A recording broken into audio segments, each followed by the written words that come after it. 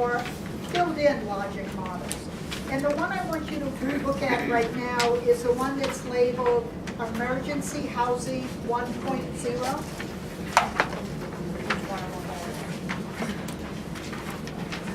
And I'm going to pass around cut up sticky notes because I want you to cover column 5 results while you're working on it. So pull out 1.0 and use the stickies to cover column 5, which is the results.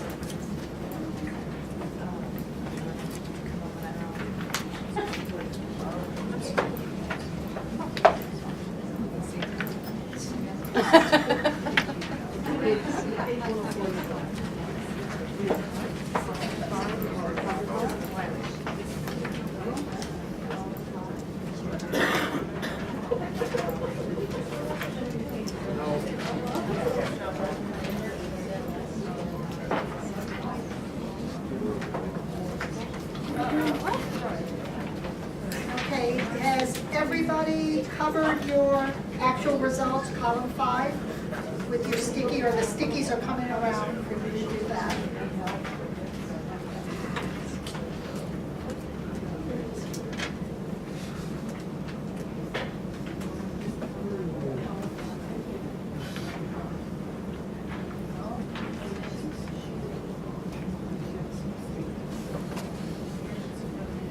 Okay, so let's go through it here.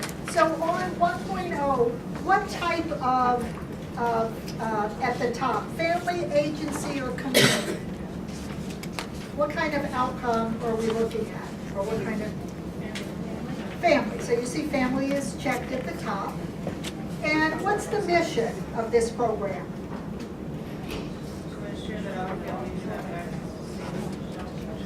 Okay, and are we using proxy outcomes?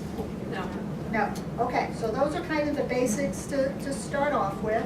And let's kind of go through some of them. So what are the 2 needs that are being looked at in this logic model? Column 1. Risk of being evicted. Right, risk of being evicted and families are homeless. Those are the 2 needs that we're going to be addressing. And what are the interventions that we're looking at in column 2?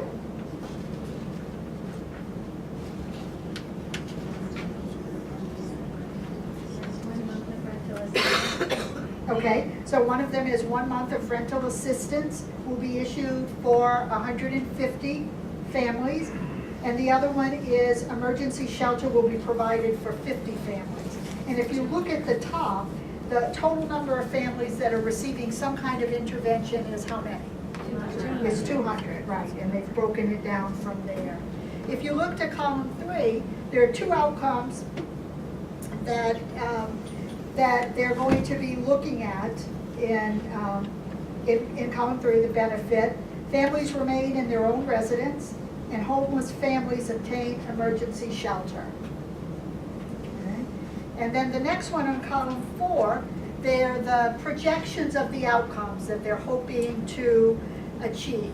And as we know, if you look at the denominator and you add them together, 150 in the first one, 50, so they're counting 100% of the families in the denominator. But what percentage are they saying that they're going to achieve in both of those? 100%. 100%. So in this, they're saying that everybody that they see that receives the intervention is going to be successful, which is a very, especially as we talked about when we thought about the baseball and the 300, batting average 300, 30%. It's a lofty goal for 100% of people to be able to achieve that. So then if you skip over to 6, 7, and 8, you can look at it. We don't have to read through it, but look at what the tools that they're going to be using to measure this with the data source and the collection procedure and the personnel, and then the frequency of collecting it. Any questions on that? Okay, so now we're going to go back and uncover column 5. And we're going to look at the actual results that these programs achieve. So if you look at the first one, families are at risk of being evicted, what's different about some of the other ways that we've looked at results? What did they do with their results?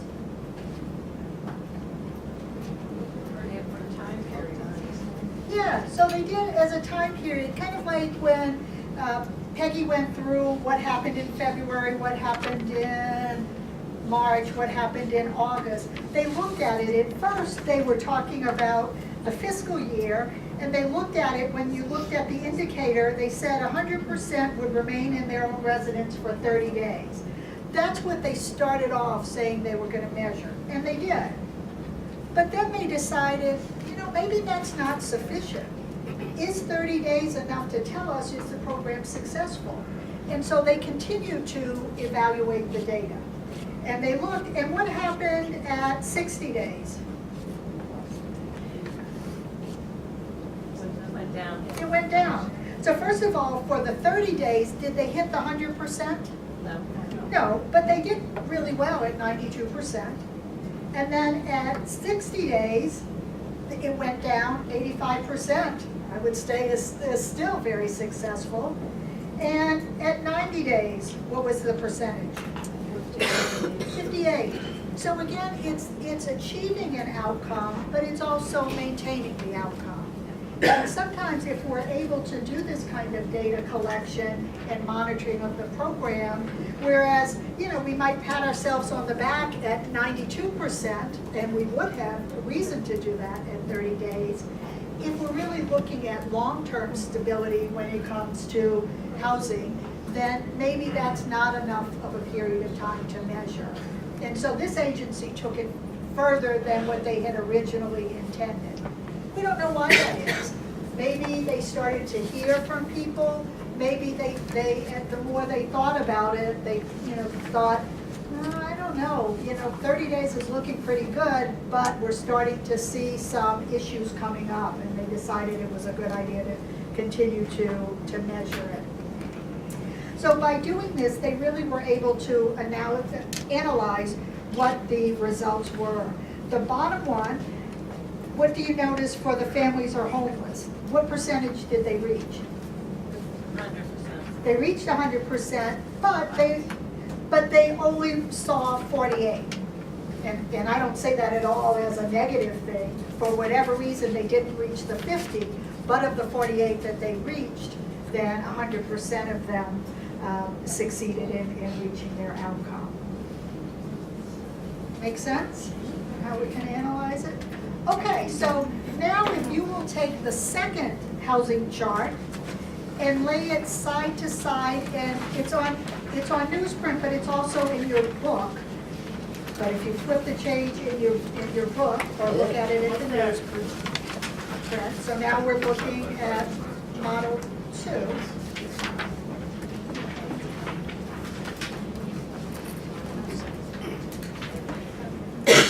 So now this module is after the agency looked at the results, the first one, and then they made some changes. They decided that they needed to reevaluate the model as they moved forward.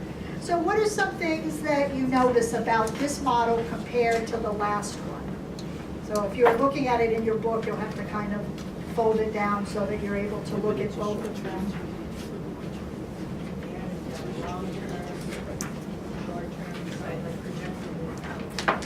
Absolutely. So if you didn't hear, she said they added short-term, long-term, and intermediate term. So it looked at what they had before, and if you look on this one, what's in the dark color is the original model's full indicators and outcomes. But here they said, okay, we're going to achieve that as a short-term outcome, as 30 days.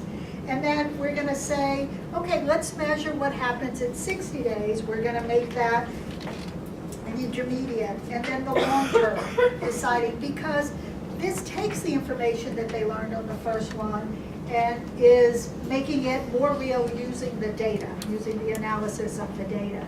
Do you notice anything about the program? Did the program change at all? Oh, housing assistance, Yeah, what was it called at first? emergency. Emergency housing. So what they decided is that emergency housing wasn't enough.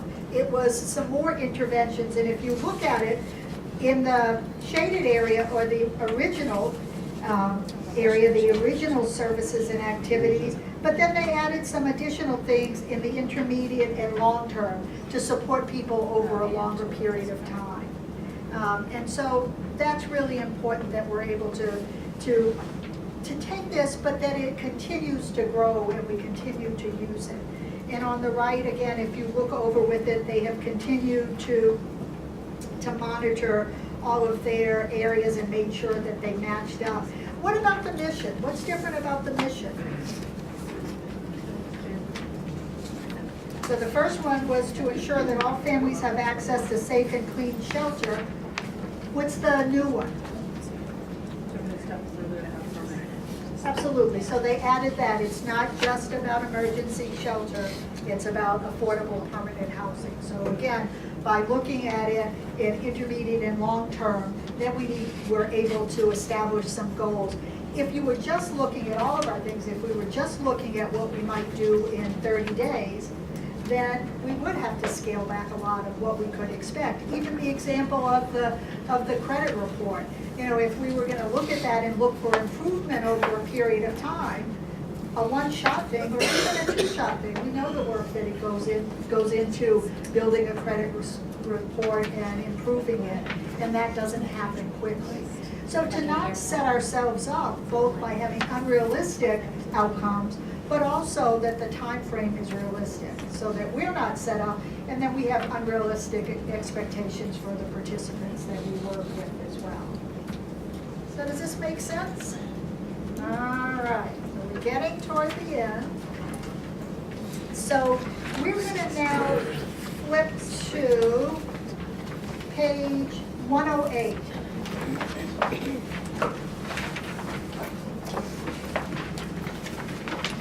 And 108 will look familiar to what Peggy had done earlier with the housing scale outcomes. And so people often ask, well, should we be doing this kind of measurement, a housing scale? When should we use that? When should we use the logic model? There's not a right or wrong answer.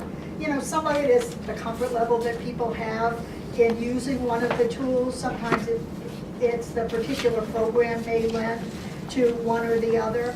But often you can take pieces from one and integrate it into the other, and that's what we're going to look at here. So if you look at this and looking at the same things, the thriving, safe, stable, and you look back to your housing logic model, can you identify from the logic model 7 states of housing, 7 types of housing that you might put onto this scale? First of all, it's checked, it's a family scale, 7 outcomes. And to look at that, you want to look at what's identified under needs and what's identified under outcomes. So what are the states of housing that someone might be in? So transitional housing would be one. And that's from the intermediate. Say it again. Facing eviction. Facing eviction is another one. Emergency shelter. Emergency shelter. Permanent housing. Subsidized housing. Subsidized housing. Shelter. Shelter. So you can see, you can take those and just kind of plug it in here. You're not having to start from scratch, you're just looking at it in a different way. It's the same thing as we're measuring, you know, especially with this one, we're measuring what might be short-term goals versus long-term goals, looking at what might be moving from dependent to independent and moving up. It's the same thing with the short term, the intermediate term, and the long term. So it's another way of looking at that. On page 111, I'm not going to spend too much time on this because I'm not so familiar with it, but we have big pieces of paper. Often we do logic models on paper. But there is something down that's called the E-Logic model, which if you look at the second page, well actually page 113 and 114, you can see it's a way of using a database to plug in the information and to be able to use that in a way that may be easier to make revisions and measure. And so it's something that's worth looking at to see if this is something in your agency that might be worth investigating. And you may have other systems already that are in place for that. And our last,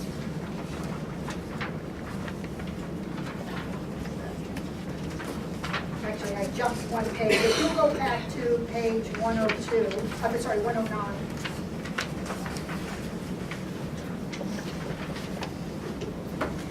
Is in 109, one of the things that we're talking about is how do we set the targets that we're hoping to achieve. And it's the same thing that when we talked about baseball. You know, people don't go in thinking somebody's going to bat 1,000%. And with our target goals, and we talked a little bit about that, we really want to look at what we think is reasonable. And the way we can do that is to be able to use information that we have gathered over the years. So if you've worked in housing for many years, you may be the first person to say, there's no way it's going to be 75%. If we hit this amount, this is really success. So we have to identify that and share that with each other in the agency and share it with the board. But it really is taking the information that we've learned. And they give an example of this on page 110, which is an adult basic education program. So if you look at that, the first ones they decide is how many people that they're going to recruit, how many they're going to screen, and how many, and what's the absenteeism in the program. And so they've identified those because of it being a long-standing program, and they have a real sense of what to project with that. But it's important when you move to the other ones too, that you're realistic again with that, and that you're open to taking, as we did with the two housing logic models, to look at it on an ongoing basis. If we're not achieving it, then we need to revise it. Logic models, just like everything else that we've talked about, strategic planning and all of that, or it shouldn't be static. We should always be looking at it and evaluating it and seeing where we are and if we need to make any changes. And just to point out on this one, on the ABA one, is that there's no results column in this one because this is a planning model.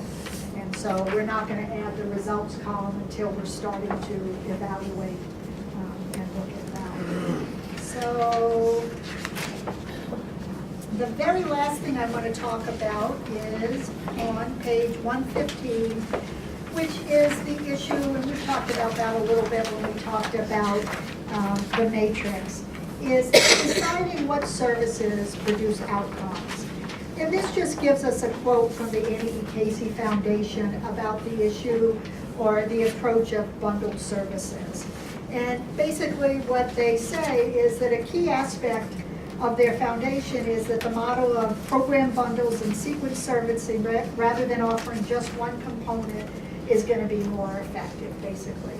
And they give you, on the second underlying part, early evidence indicates that clients who receive bundle services are 3 to 4 times more likely to achieve a major economic outcome, such as staying employed, earning a vocational certification or associate's degree, or buying a car, than clients only receiving one type of service.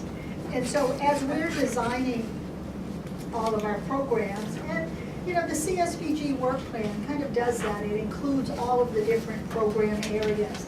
But the idea of the matrix that we looked at earlier shows a little bit more how they're intertwined. And so it's looking at not just the number of services that an agency offers, but how they're interwoven to really support the participant in the best way so that they have the greatest outcome. So we covered in this section the practice of looking at the model from the beginning, which is the operation, to the end, which is the measurement and the program accountability. Again, as we said, the second half, the first half is the ROM, the second half is the A for accountability. We had a chance to practice the logic model, had a chance to look at a logic model that didn't match up and how difficult it would be to really measure if the outcomes didn't match the needs and the activities. We talked about how a logic model is evolving and how one agency took a model and really took the results of it and moved it so that it was even fuller and more robust, that it has, longer term goals for people. We looked at the idea of an E-logic model, and then the idea of setting targets. We are done except for a wrap-up, so thank you.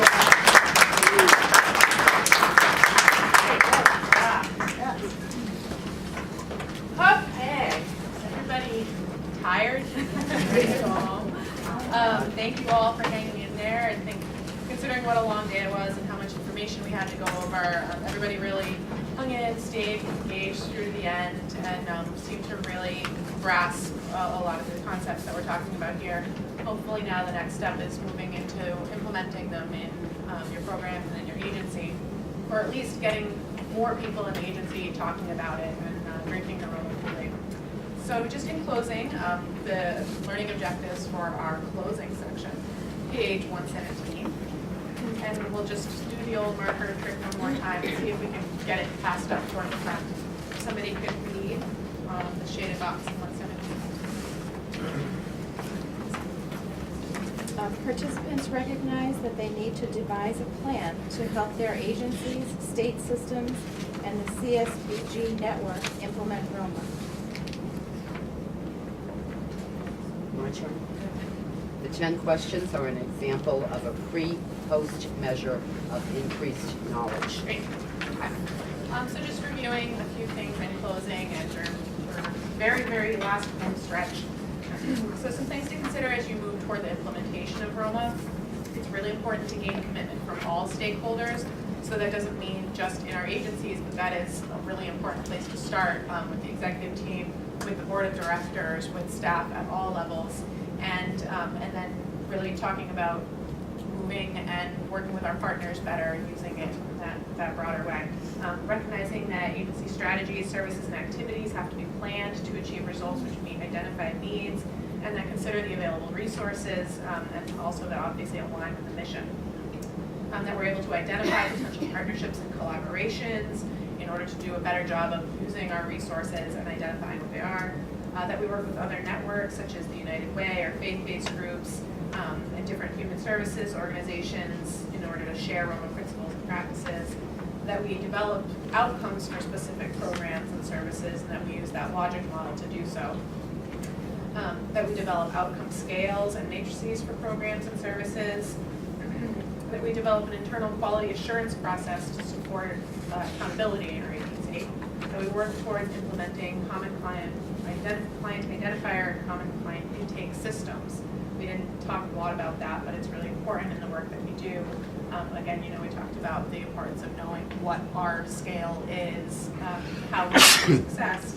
It's also important that we have common intake forms that we're using so that we're collecting the same information for each client across the board and then assess and measure outcomes. Let's see. That we identify information that's needed to support ongoing results-oriented management and accountability, and that you develop management information systems after you know what information you need, so that you have databases, you have systems that can actually accomplish pulling that information for you. And that you integrate ROMA concepts and language into your agency's planning, evaluation, and reporting process, and integrate in the human resource and fiscal policies and procedures as well, because again, we're talking about the whole spectrum of managing organizations. So just looking at the next steps, where do we go from here? As community action agencies, we need to be able to recognize the nature of the ROMA process and how it affects all aspects of the management of your agency, future funding, and relationships to funders. Why don't I have somebody else read that next bullet on page 119?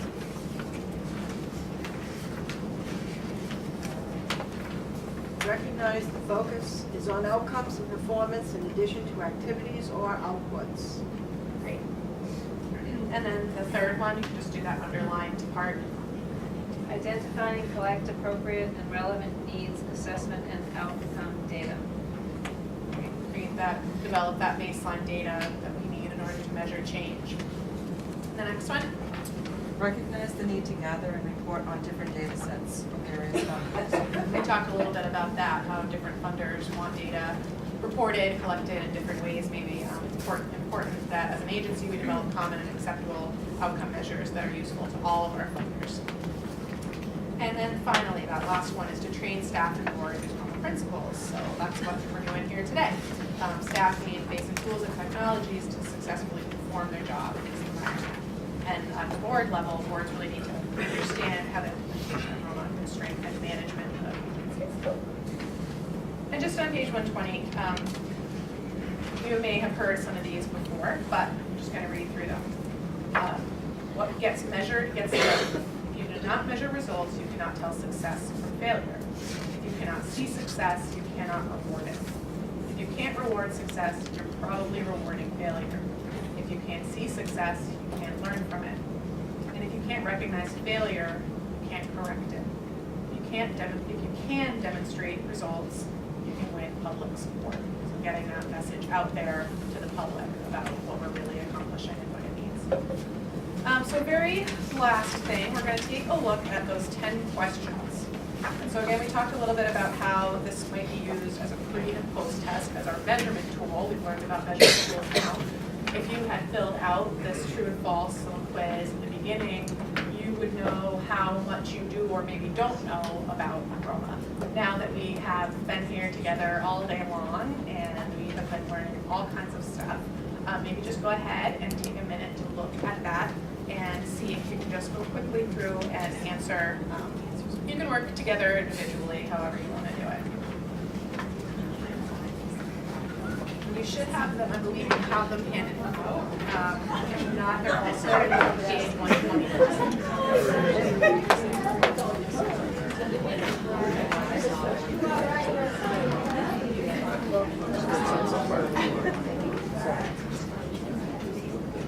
Oh, really?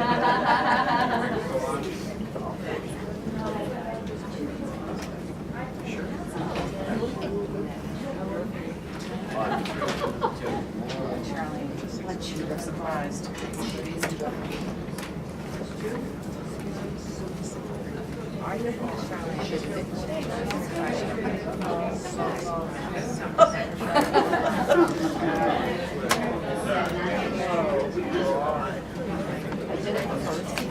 So how would I get this to you? Can I mail it? Or will you see Peggy here? Or I'll see Peggy. I'll talk to you. I'll do it tomorrow right away. So I don't forget.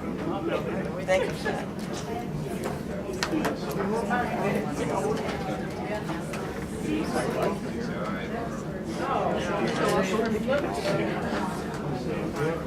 I don't think so.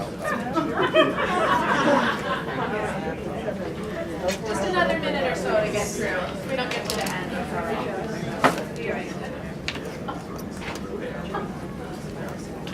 Yes.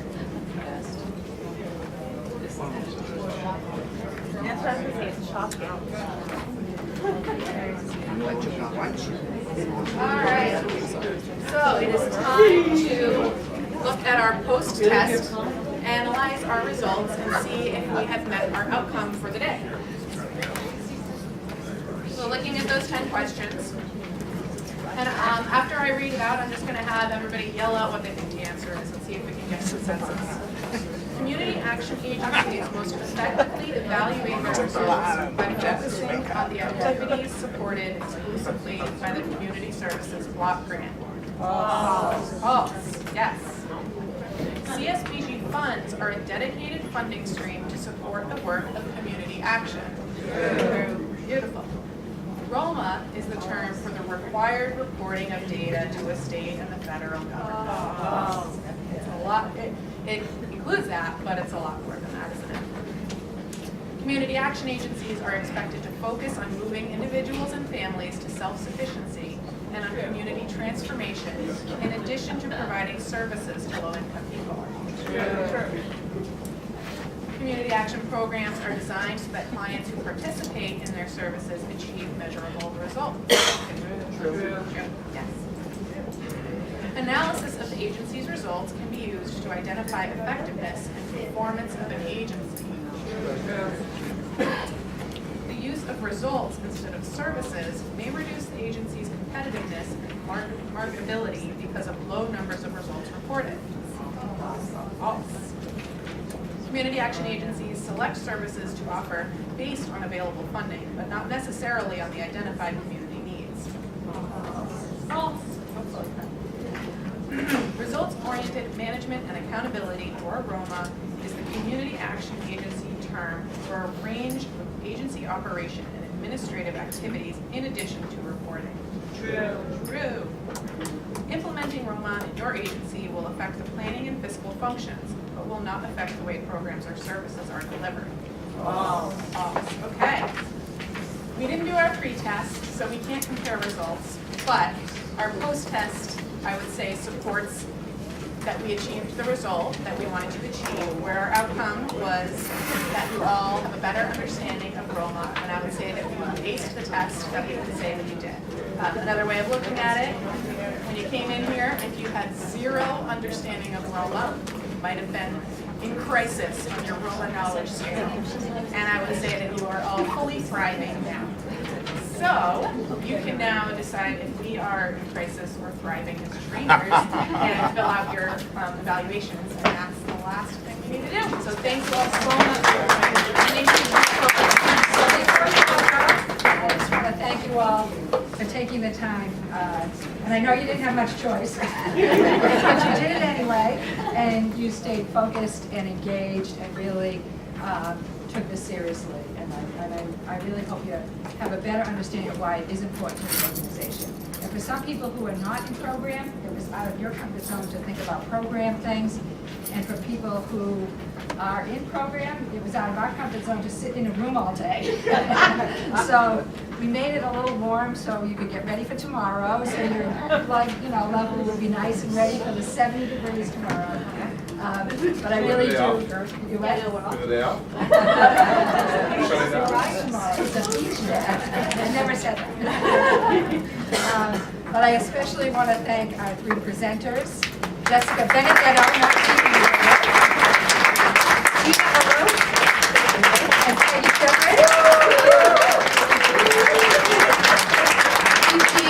You all pass whatever it is you have to pass. And I especially want to thank my colleague, who's not the man behind the curtain, but the man behind the camera today, John Cuneo. Thank you so much. You can see why this is so much work to pull together. And I think, I learned something, and I've, been thinking about this and hearing about it for many years. So I hope the people on that end of the timeline learned something today. And I also think for the new people, people who are on this end of the timeline, you're all leaders of components and programs in our organization. And understanding this is a big part of community action. So as you go forward in your leadership careers, we will need people who understand this piece of community action as well. So hopefully it will help you in your careers as you go forward. So thank you all very much, and enjoy what's left. Thank you. Okay.